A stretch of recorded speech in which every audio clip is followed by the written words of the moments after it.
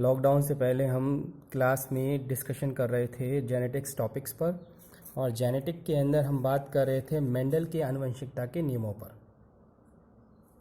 नियमों के अंदर सेकंड नियम हम कर चुके थे, युग्मकों की शुद्धता का नियम।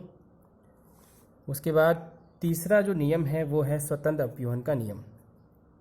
ये क्वेश्चन बोर्ड पेपर में 3 नंबर के लिए आ सकता है, जिसका पैटर्न ये रहेगा, स्वतंत्र अपव्यूहन का नियम किसे कहते हैं, उदाहरण से समझाइए। अब नियम की परिभाषा प्लस एक उदाहरण आपको मन से सेट करना है और उसको समझाना और है।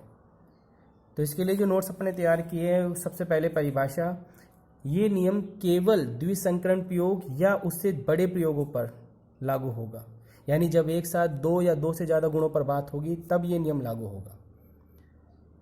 द्विसंकरण प्रयोग अपन क्लास में कर चुके थे। द्विसंकरण प्रयोग का मतलब जब एक साथ 2 गुणों पर प्रयोग हो, जैसे हमने लिया था शुद्ध गोल और पीले बीज, और दूसरी साइड हमने लिए थे शुद्ध हरे व झुर्रीदार बीज। सेम ऐसे ही जब शुद्ध गोल व पीले बीज वाले पौधों का संकरण शुद्ध हरे व झुर्रीदार बीज वाले पौधों से किया, तो पहली पीढ़ी के अंदर तो सारे के सारे पौधे अशुद्ध गोल और पीले प्राप्त हुए। ये इस तरीके से जो बन रहे हैं, यहाँ तक हम प्रभाविकता के नियम से इसको समझा सकते हैं। लेकिन जब इसमें जो स्वयंपरागण करवाया तो जो F2 पीढ़ी बनी, उसका अनुपात मिला था लक्षण अनुपात 9:3:3:1, और ये अनुपात तभी मिलता है जब स्वतंत्र अपव्यूहन का नियम इस पर लागू होता है। तो इस नियम की परिभाषा क्या है, जब 2 या 2 से ज़्यादा लक्षणों पर एक साथ प्रयोग करते हैं तो दोनों लक्षण एक दूसरे से स्वतंत्र रूप से गमन करते हैं, यानी कि उनकी वंशागति स्वतंत्र होती है, उन पर किसी तरह का कोई एक दूसरे को प्रभावित करने का कार्य नहीं करते हैं वो। इस नियम के लिए जो चेकर बोर्ड बनाना है आपको, उसके लिए मैंने दूसरा प्रॉब्लम बताया आपको। देखो, स्टार्टिंग अपन द्विसंकरण प्रयोग की तरह लेके चले हैं, शुद्ध गोल और पीले, दूसरी साइड शुद्ध हरे और झुर्रीदार। उसके बाद आधा आधा किया, यानी युग्मक बनाए, अर्धसूत्री विभाजन हुआ। उसके बाद F1 पीढ़ी खड़ी की। F1 पीढ़ी में स्वयंपरागण करवाया है, और F2 पीढ़ी का मैंने सिर्फ और सिर्फ लिखा है लक्षण अनुपात, और लक्षण अनुपात आपके सामने है 9:3:3:1।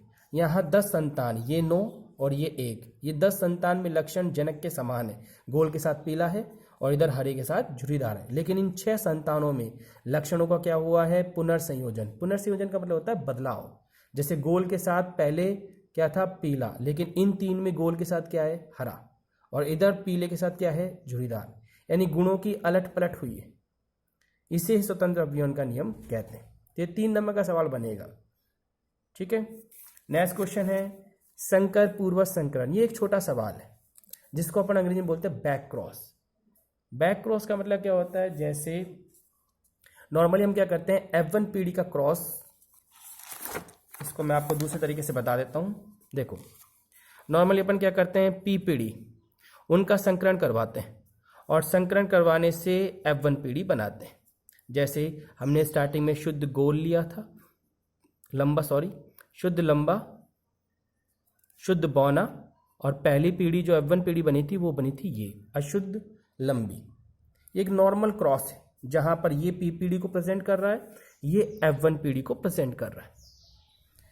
लेकिन अगर हम F1 पीढ़ी का क्रॉस P पीढ़ी से करवा दें, फिर समझ लेना F1 पीढ़ी का क्रॉस P पीढ़ी से करवा दें, तो हम कौन सी दिशा में चल रहे हैं, बैक, उल्टा चल रहे हैं, इसलिए इसको बैक क्रॉस बोला है। तो जब F1 पीढ़ी का संकरण जनक पीढ़ी से कराते हैं तो उसे बोलते हैं प्रतीप संकरण। अब देखो, जनक पीढ़ी में 2 ऑप्शन है, या तो कैपिटल T या स्मॉल t, यानी या तो लंबा या बौना। दूसरा क्रॉस देखो, दूसरा क्रॉस था टेस्ट क्रॉस या परीक्षण संकरण। जब F1 पीढ़ी का संकरण केवल अप्रभावी जनक, अब ये पहचानो अप्रभावी जनक कौन हुआ, लंबा या बौना, बौना हुआ। तो F1 पीढ़ी का संकरण केवल अप्रभावी जनक, यानी कि इससे करा रहे हैं। ये मैंने लिखा है नीचे, देखो एग्जाम्पल के तौर पर ये लाइन देखो, ये F1 पीढ़ी को शो कर रहा है और ये अप्रभावी जनक को शो कर रहा है, और ऊपर देखो ये F1 पीढ़ी को शो कर रहा है और ये जनक पीढ़ी, जिसमें दोनों ऑप्शन आ गए, को शो कर रहा है। तो ये दोनों एक एक नंबर के सवाल बनेंगे, बैक क्रॉस और टेस्ट क्रॉस। उसके बाद नेक्स्ट अब आगे के जो टॉपिक्स हैं वो अपने बड़े बड़े सवाल बनते हैं। बड़े क्वेश्चंस का मतलब ये टॉपिक्स अपने जो बनेंगे ये बनेंगे लगभग नहीं तो 3-3 नंबर के सवाल इसमें सेटअप हो सकते हैं। टॉपिक का नाम ये है मेंडलवाद का विचलन। विचलन का मतलब होता है अपवाद, जहाँ पर नियम लागू नहीं होते। जैसे हमने पीछे मेंडल के नियम पढ़े हैं 3, प्रभाविकता का नियम, युग्मकों की शुद्धता का नियम, ये दोनों तो अपने लॉकडाउन से पहले ही पढ़ लिए थे, क्लास में किया था ये हमने। और उसके बाद तीसरा जो नियम है वो है स्वतंत्र अभिवन का नियम, जो हम इस समय यहाँ समझाया आपको और आप लोगों ने उतार लिया होगा। उसके बाद अब जो बात कर रहे हैं वो कर रहे हैं मेंडलवाद के विचलनों पर, यानी कि वो स्थितियां जहां मेंडल के नियम लागू नहीं होते। पहला टॉपिक है अपूर्ण प्रभाविता। अभी तक हमने पढ़ा लंबे के साथ जब बौनेपन का जीन आता है तो लंबापन अपना असर दिखाता है, यह है प्रभाविकता, जिस पर हमने एक नियम भी पढ़ा था। लेकिन अब शब्द आ गया अपूर्ण प्रभाविता। अगर कोई ऐसी पीढ़ी है जिसमें 2 अलग अलग कारक है और एक साथ है, जैसे हमने पढ़ा था कैपिटल टी के साथ स्मॉल टी, 2 अलग अलग टाइप के कारक हो गए, ऐसे ही यहाँ बात करेंगे। तो जब 2 अलग अलग कारक एक साथ आते हैं और प्रभावी कारक अप्रभावी कारक पर अपना अधूरा असर दिखाता है तो इसे बोलते हैं अपूर्ण प्रभावित। अधूरे का मतलब कैसे, जैसे ये एक विशेष परिस्थिति है जो कुछ विशेष पौधों में या विशेष सजीवों में नजर आएगी। मैंने 1-2 एग्जाम्पल बताए हैं, जैसे मिराबिलिस जलापा का या स्नैपड्रैगन का। जैसे एक एग्जाम्पल देखो आप, जब शुद्ध लाल का संकरण शुद्ध श्वेत पुष्प वाले पौधे से करवाते हैं, इसको भी पीछे बता दूं मैं आपको।